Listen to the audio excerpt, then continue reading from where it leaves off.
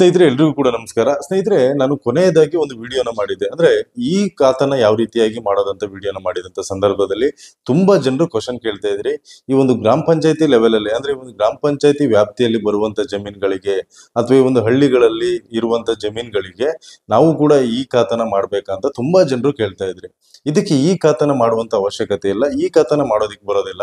ಇದಕ್ಕೆ ಈ ಸೊತ್ತನ್ನ ಮಾಡ್ಬೇಕಾಗುತ್ತೆ. ಅಂದ್ರೆ ಈ ಒಂದು ಗ್ರಾಮ ಪಂಚಾಯತಿ ವ್ಯಾಪ್ತಿಯಲ್ಲಿ ಯಾವುದೇ ಜಮೀನುಗಳು ಬಂದ್ರು ಕೂಡ, ಅಂದ್ರೆ ನೀವು ಕೃಷಿ ಜಮೀನಾಗಿರ್ಬೋದು ಅಥವಾ ಈ ಒಂದು ಕಟ್ಟಡದ ಒಂದು ಜಮೀನುಗಳಾಗಿರ್ಬೋದು, ಈ ಒಂದು ಸೈಟ್ಗಳಾಗಿರ್ಬೋದು, ಮನೆಗಳಾಗಿರ್ಬೋದು, ಇದು ಯಾವುದೇ ಇದ್ರೂ ಕೂಡ ನೀವು ಗ್ರಾಮ ಪಂಚಾಯತಿಯಲ್ಲಿ ಈ ಸೊತ್ತಿಗೆ ಅಪ್ಲೈ ಮಾಡಬೇಕಾಗುತ್ತೆ. ಈ ಸೊತ್ತಿಗೆ ಅಪ್ಲೈ ಮಾಡಿದಂತ ಸಂದರ್ಭದಲ್ಲಿ ನಿಮ್ಗೆ ಆ ಒಂದು ಅದನ್ನು ಕೂಡ ಈ ಒಂದು ಡಿಜಿಟಲ್ ಆಗಿ ನಿಮ್ಗೆ ಅದನ್ನ ಫೀಡ್ ಮಾಡಿರ್ತಾರೆ. ಅಂದ್ರೆ ಈ ಒಂದು ಡಿಜಿಟಲ್ ಆಗಿ ಅಪ್ಲೋಡ್ ಮಾಡ್ತಾರೆ. ನಿಮ್ಮ ಒಂದು ಜಮೀನಿನ ಕಂಪ್ಲೀಟ್ ಆಗಿ ಡೀಟೇಲ್ಸ್ ಏನಿರುತ್ತೆ, ಅಂದ್ರೆ ಓನರ್ ಯಾರು ಇರ್ತಾರೆ, ಅದೇ ರೀತಿಯಾಗಿ ಈ ಒಂದು ಜಮೀನಿನ ವಿಸ್ತೀರ್ಣ ಎಷ್ಟಿದೆ, ಈ ಒಂದು ಯಾವ ಒಂದು ಸರ್ವೆ ನಂಬರ್ ಅಲ್ಲಿ ಬರುತ್ತೆ, ಇದು ಎಲ್ಲದ ಒಂದು ಡೀಟೇಲ್ಸ್ ಏನಿದೆಯಲ್ವಾ, ಇದನ್ನೆಲ್ಲದನ್ನು ಕೂಡ ಈ ಒಂದು ಈ ಸ್ವತ್ತಲ್ಲಿ ಅಪ್ಲೋಡ್ ಮಾಡ್ತಾರೆ. ಈ ಒಂದು ಸಂದರ್ಭದಲ್ಲಿ ಏನಾಗುತ್ತೆ ಅಂದ್ರೆ ನಿಮ್ಗೆ ಡಿಜಿಟಲ್ ಆಗಿ ಆ ಒಂದು ನಂಬರ್ ಕೂಡ ಕೊಡ್ತಾರೆ. ಆ ಒಂದು ನಂಬರ್ ಕೊಟ್ಟಂತ ಸಂದರ್ಭದಲ್ಲಿ ನೀವು ಆನ್ಲೈನ್ ಅಲ್ಲಿ ಆ ನಂಬರ್ ನ ಹಾಕಿದ್ರೆ ಸಾಕು, ನಿಮ್ಮ ಒಂದು ಜಮೀನಿನ ಕಂಪ್ಲೀಟ್ ಡೀಟೇಲ್ಸ್ ಬಂದ್ಬಿಡುತ್ತೆ. ಓನರ್ ಯಾರು, ಮತ್ತೆ ಈ ಒಂದು ಎಷ್ಟನೇ ಸರ್ವೆ ನಂಬರ್ ಅಲ್ಲಿ ಇದೆ, ಎಷ್ಟು ವಿಸ್ತೀರ್ಣ ಇದೆ, ಎಷ್ಟು ಒಂದು ಸೈಟ್ಗಳಿದೆ ಅಥವಾ ಮನೆಯ ವಿಸ್ತೀರ್ಣ ಏನಿದೆ, ಎಲ್ಲದನ್ನು ಕೂಡ ಡಿಜಿಟಲ್ ಆಗಿ ನಿಮ್ಗೆ ಬಂದ್ಬಿಡುತ್ತೆ.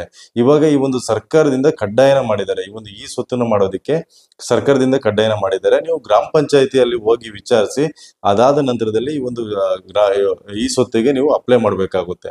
ಅಂದ್ರೆ ಈ ಒಂದು ಹಳ್ಳಿಗಳಲ್ಲಿ ಯಾರೇ ಇದ್ರು ಕೂಡ, ಯಾವುದೇ ಜಮೀನು ಇದ್ರು ಕೂಡ, ಅಂದ್ರೆ ಈ ಒಂದು ಕೃಷಿ ಜಮೀನುಗಳಾಗಿರ್ಬೋದು ಅಥವಾ ಈ ಒಂದು ಸೈಟ್ಗಳಾಗಿರ್ಬೋದು, ಈ ರೀತಿಯಾದ ಯಾವುದೇ ಜಮೀನು ಇದ್ರು ಕೂಡ ನೀವು ಈ ಸ್ವತ್ತನ್ನ ಮಾಡ್ಲೇಬೇಕಾಗುತ್ತೆ. ಸ್ನೇಹಿತರೆ, ನೀವು ಆ ಒಂದು ಗ್ರಾಮ ಪಂಚಾಯತಿಯಲ್ಲಿ ಹೋಗಿ ವಿಚಾರಿಸಿದಂತ ಸಂದರ್ಭದಲ್ಲಿ ಅಲ್ಲಿ PDO ಏನಿರ್ತಾರಲ್ವಾ, ಅವರು ನಿಮ್ಗೆ ಕಂಪ್ಲೀಟ್ ಗೈಡ್ಲೈನ್ಸ್ ನ ಕೊಡ್ತಾರೆ. ಯಾವ ರೀತಿಯಾಗಿ ಮಾಡ್ಬೇಕು, ಯಾವ ರೀತಿಯಾಗಿ ನೀವು ಇದಕ್ಕೆ ಅಪ್ಲೈನ ಮಾಡ್ಬೇಕು, ಇದೆಲ್ಲದನ್ನು ಕೂಡ ಗೈಡ್ಲೈನ್ಸ್ ನ ಕೊಡ್ತಾರೆ.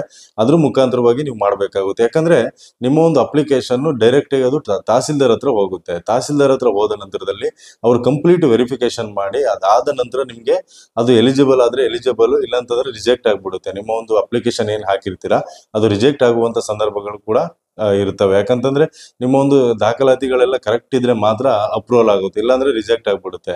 ಹಾಗಾಗಿ ದಯವಿಟ್ಟು ಕೂಡ ನೀವು PDO ನ ವಿಚಾರಿಸಿ ಅವರ ಒಂದು ಗೈಡ್ಲೈನ್ಸ್ ಪ್ರಕಾರವಾಗಿ ನೀವು ಹೋಗಿ ಅಂತ ನಾನು ಹೇಳಲಿಕ್ಕೆ ಇಷ್ಟಪಡ್ತೀನಿ. ಕೆಲವೊಂದ್ಸಲ ಏನಾಗುತ್ತೆ ಅಂದ್ರೆ ಈ ಒಂದು ಸರ್ವೆ ನಂಬರ್ ಅದು ಇದು ಏನೋ ಸಮಸ್ಯೆ ಇರುವಂತ ಸಂದರ್ಭದಲ್ಲಿ ಅದು ಈ ಒಂದು ರೆವಿನ್ಯೂ ಡಿಪಾರ್ಟ್ಮೆಂಟ್ ಕೂಡ ಹೋಗುವಂತ ಚಾನ್ಸಸ್ ಇರುತ್ತೆ.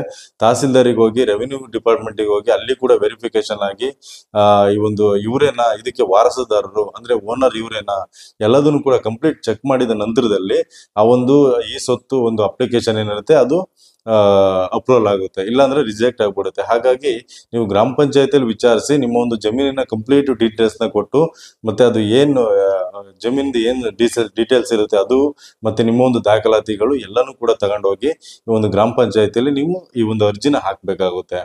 ಅದಾದ ನಂತರದಲ್ಲಿ ಸ್ನೇಹಿತರೆ ನಿಮ್ಗೆ ಈ ಒಂದು ಕಂಪ್ಲೀಟ್ ಆಗಿ ತಹಸೀಲ್ದಾರ್ ಹತ್ರ ಎಲ್ಲ ವೆರಿಫಿಕೇಶನ್ ಆಗಿ ಅದಾದ ನಂತರದಲ್ಲಿ ನಿಮ್ಗೆ ಈ ಒಂದು ಫಾರ್ಮ್ 9 ಮತ್ತೆ ಫಾರ್ಮ್ 11 ಅನ್ನೋ ಒಂದು ಇದನ್ನ ಕೊಡ್ತಾರೆ. ಫಾರ್ಮ್ 9 ಅಂದ್ರೆ ನಿಮ್ಗೆ ಏನಾದ್ರು ಕೂಡ ನಿಮ್ಮ ಒಂದು ಕೃಷಿ ಜಮೀನ್ ಆಗಿದ್ರೆ ಅದು ನಿಮ್ಗೆ ಫಾರ್ಮ್ 9 ಸಿಗುತ್ತೆ.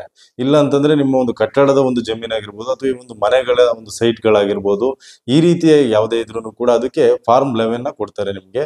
ಮತ್ತೆ ಆ ಒಂದು ಡಿಜಿಟಲ್ ಒಂದು ನಂಬರ್ ಕೂಡ ಇರುತ್ತೆ.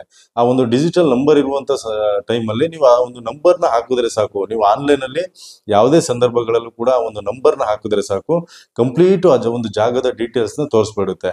ಹಾಗಾಗಿ ನೀವು ಎಲ್ಲರೂ ಕೂಡ ಈ ಸ್ವತ್ತನ್ನ ಮಾಡ್ಲೇಬೇಕು ಸ್ನೇಹಿತರೆ.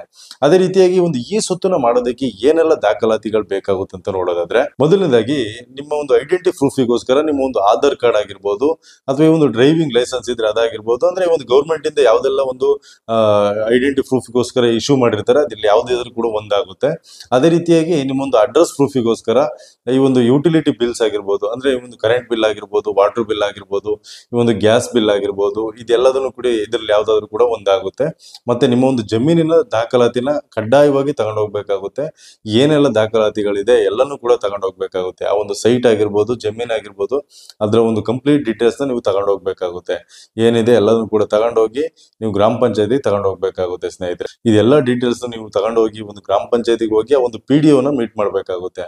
ಆ PDO ನ ಮೀಟ್ ಮಾಡಿ ಅವ್ರು ಏನ್ ಹೇಳ್ತಾರೆ ಅದರ ಒಂದು ಗೈಡ್ಲೈನ್ಸ್ ಅಲ್ಲಿ ನೀವು ಹೋಗ್ಬೇಕಾಗುತ್ತೆ. ಯಾಕಂತಂದ್ರೆ ಈ ಖಾತಾ ಬಿ ಖಾತಾ ಇದೆಲ್ಲದನ್ನು ಕೂಡ ಜಸ್ಟ್ ಒಂದು ಸೈಟ್ಗೋಸ್ಕರ, ಅಂದ್ರೆ ಒಂದು ಸಿಟಿಗಳಲ್ಲಿ ಇರುವಂತ ಮನೆಗಳಿಗೆ ಮಾಡ್ತಾರೆ. ಇದ್ದಾರೆ, ಹಾಗಾಗಿ ಅಲ್ಲಿ ಅಪ್ಲೈ ಮಾಡ್ತಾ ಇದ್ರು. ಬಟ್ ಇಲ್ಲಿ ನಿಮ್ಗೆ ಈ ಸ್ವತ್ತನ್ನ ಮಾಡ್ಬೇಕಂದ್ರೆ ಸ್ನೇಹಿತರೆ, ಇದರಲ್ಲಿ ಹಲವಾರು ಪ್ರಾಬ್ಲಮ್ಸ್ ಇರ್ತವೆ. ಯಾಕಂತಂದ್ರೆ ಒಂದು ಜಮೀನುಗಳಲ್ಲಿ 2-3 ಓನರ್ಸ್ ಇರ್ತಾರೆ. ಹಾಗಾಗಿ ಜೈಂಟಿ ಖಾತೆ ಏನಿರುತ್ತಲ್ವಾ, ಆ ರೀತಿಯಾಗೆಲ್ಲ ಸಮಸ್ಯೆಗಳಿರುತ್ತೆ. ಹಾಗಾಗಿ ನೀವು ಖಂಡಿತವಾಗ್ಲೂ ಕೂಡ ಈ ಒಂದು PDOನ ನೀವು ಸಂಪರ್ಕ ಮಾಡಿ, ಅದಾದ ನಂತರದಲ್ಲಿ ಅವರ ಒಂದು ಗೈಡ್ಲೈನ್ಸ್ ಮುಖಾಂತರವಾಗಿ ನೀವು ಅರ್ಜಿನ ಹಾಕ್ಬೇಕಾಗುತ್ತೆ.